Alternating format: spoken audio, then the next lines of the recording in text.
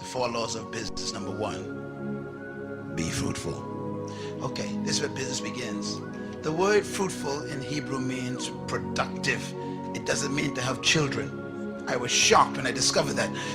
The first command God gave man was what? Be productive. In other words, produce something. Say it. Be productive. Stop saying fruitful because you're thinking about babies. Tell your neighbor, be productive. No, say it this way. Produce something that I could buy. That's the first command. Now, here's something important to remember. The first command is to be what? Fruitful. The first command should have been be seedful, because fruit is a result of seed.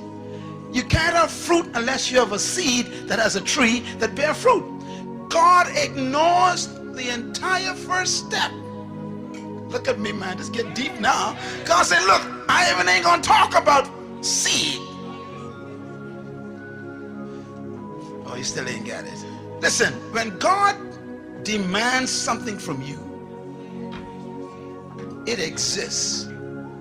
So the demand for fruit is a presumption that there is seed somewhere. The number 1 reason why there's poverty in North Tulsa is not because of a lack of investors coming in, but a lack of productivity inside. Listen, listen. Here's how you measure a nation's wealth. Listen carefully. A nation's wealth is measured by 3 letters, all nations. Gross national productivity. In other words, if the nation ain't producing, they call it poor in the UN. Money doesn't make you rich. Productivity does. That's why China is one of the biggest threats right now. Even though they may be poor, they are producing. What do most people in the North Tulsa do? Consume. You keep going to the bank to borrow money to buy stuff that isn't productive. I mean, if you're going to buy a vehicle, buy a truck so you can become one who collects garbage to produce a business.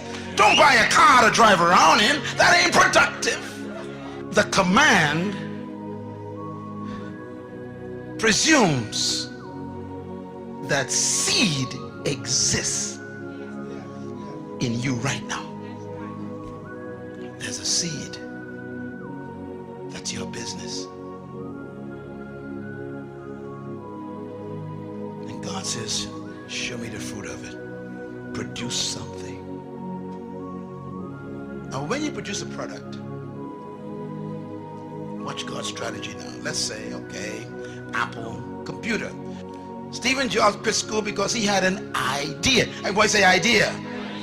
That's your seed. Your seed is the idea that won't quit. This guy had an idea. He went to visit a plant to see a computer. And he went and he saw this computer, and the computer was big as half of this room. He looked at it, he says, why can't they reduce that to the size of a desk? And he walked out. And he kept seeing visions of that great massive computer the size of a room on a desk. I wonder what you see that won't leave you alone. Write this down. Every problem is a business. I'm going to say it again. Every problem is a business. One man see bare feet, that's a problem. The other one see a shoe company, that's a business. One man see a hog island, that's a problem. Another man sees a resort, that's a business. Produce your seed. Produce your fruit. And then the second command, multiply. You know, when you produce a product, then you got to reproduce it. If you cannot reproduce what you've produced, you're going to be poor.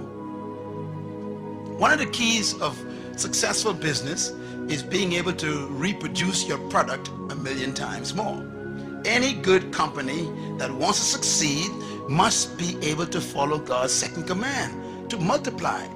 So that's why when you want to, you see, there was only one Burger King years ago, one restaurant that sold one Burger King. They refined, everybody say refined, they produced a fruit. Now, everybody makes burgers, but they produce a unique burger called a Whopper. Come on, somebody. Now, you make burgers at home, don't you? But when you want a Whopper, you go straight to Burger King.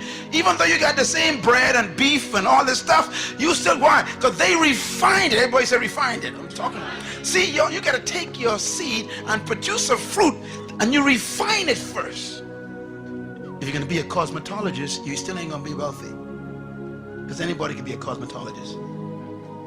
You got to find what kind of cosmetologist you will be. What are you going to specialize in? Everybody sells burgers, but no one sells a Whopper. What's your Whopper? That's the question.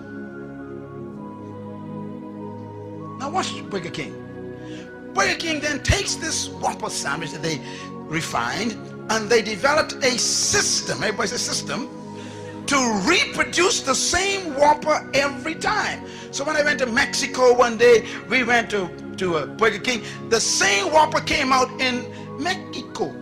We went down to Venezuela, Burger King, the same Whopper. We were in Ukraine, in Russia, the same one. I said, how can the same Whopper be in every country? Because they reproduce. I poured. They only developed one prototype, one prototype. And they kept testing it and testing it, one prototype. And when they got that one prototype down to a science, that's the fruit, then they said, okay, now let's assembly line.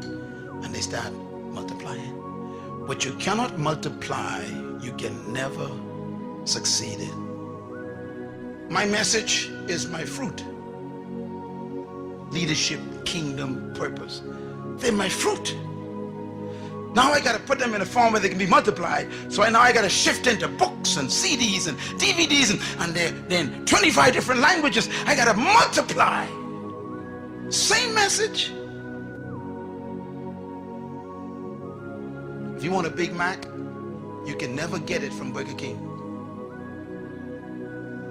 Because Big Mac is McDonald's fruit. And they keep reproducing it. God's third command, replenish, is a big one. If you're going to be successful in business, you got to be able to distribute your product. You got to develop a distribution system. Okay, Walden, bless his heart, had one store. He said, okay, I got my fruit. I got a store where you can actually come in and get wholesale prices, man. The guy had one store. That's number one. Number two, he decided, I want to follow God's second command. I want to multiply. So he created a system to reproduce Walmarts all over the world. Number three, he said, I'm going to distribute my products to those stores. Walmart got his own distribution system. What about yours? And God's fourth command, business, subdue. Subdue means you control the market. To subdue means to control. If you do not control your market, you will die poor. Simple, isn't it? Bill Gates was so successful in following God's commands that Congress had to call him in. Remember? He was so dominating in the market. They said, you got to break up your company. We can't have you controlling the whole world like this.